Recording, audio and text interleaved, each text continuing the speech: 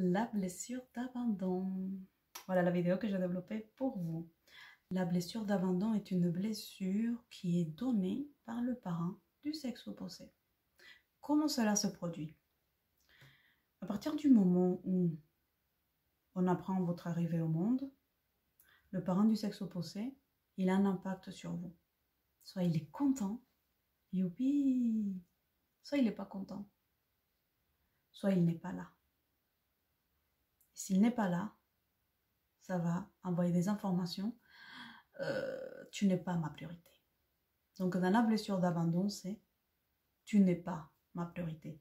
Attention, ce que je suis en train de vous dire, c'est par rapport aux expériences que j'ai vues, que j'ai vécues en tant que thérapeute avec les personnes avec qui j'ai travaillé. C'est le résultat aussi de ce que j'ai appris, mais c'est surtout, et je tiens à le préciser, les résultats des informations que je peux recevoir.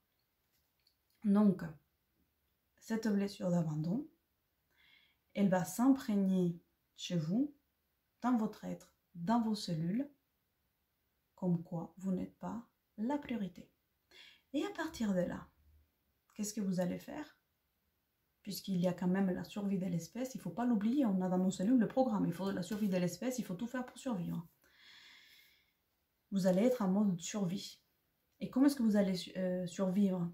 Parce que vous n'allez pas être dans la vie, vous n'allez pas vous écouter, puisque vous ne méritez pas d'être sur Terre, vous ne méritez pas de vivre, puisque vous n'êtes pas une priorité, donc on ne va pas vous accorder trop de l'intérêt.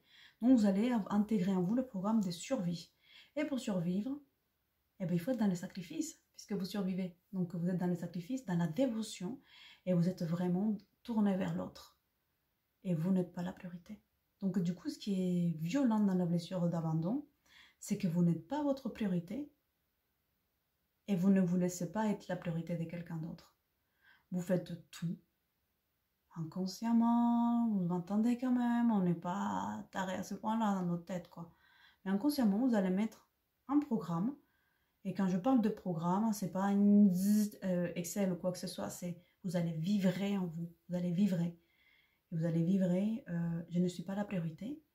Et donc, comme je ne suis pas la priorité, ça veut dire que ça sert à toi. Donc, vous allez vous attirer quoi? Vous allez vous attirer des personnes qui veulent être la priorité, voilà. Et comme ça, vous allez bien vous en occuper. Et vous allez avoir votre rôle de nos priorités. Et c'est ça qui est terrible, parce qu'en fait, vous vous rendez compte, au bout de quelques temps, quand même, vous vous rendez compte que vous n'êtes pas la priorité, que vous ne l'avez jamais été, et que vous-même ne vous autorisez pas à l'être.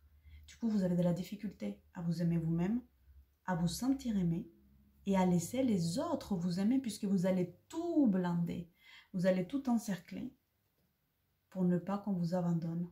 Donc, vous mettez dans une espèce de bulle protectrice, imperméable, pour que les autres ne vous abandonnent pas, tout en vous abandonnant vous-même. C'est un truc étrange, je vous avoue, hein. Mais voilà comment cela fonctionne. La blessure d'abandon, elle est aussi au niveau des cellules, ça je l'ai dit, un peu comme la blessure des rejets. Mais la blessure d'abandon, elle a la capacité en fait d'être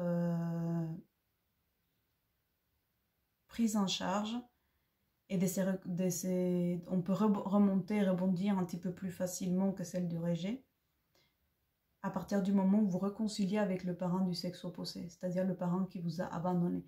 À partir du moment où ce parent-là, il vous fait passer en priorité, vous fait sentir que vous méritez, il y a un processus de guérison qui se met en place. Donc celle-là, elle est plus douce à gérer. Ce qui est difficile, par contre, c'est la prise de conscience. Parce que la personne qui a vécu cette blessure d'abandon, elle refuse cette prise de conscience.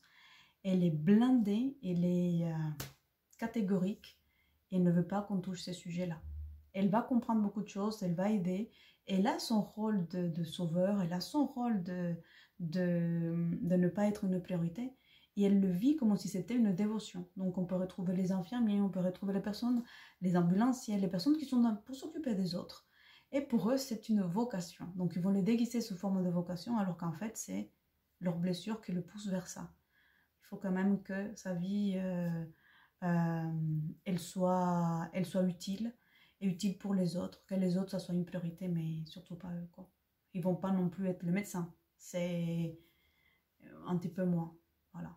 Je dis pas qu'il y en a des plus ou de moins, vous avez compris ce que je veux dire comme mon message. Donc voilà, j'espère que cette vidéo vous a aidé. Si ça vous aide, laissez-moi le commentaire si vous voulez que je fasse une autre vidéo par rapport à ça, que je développe un petit peu plus.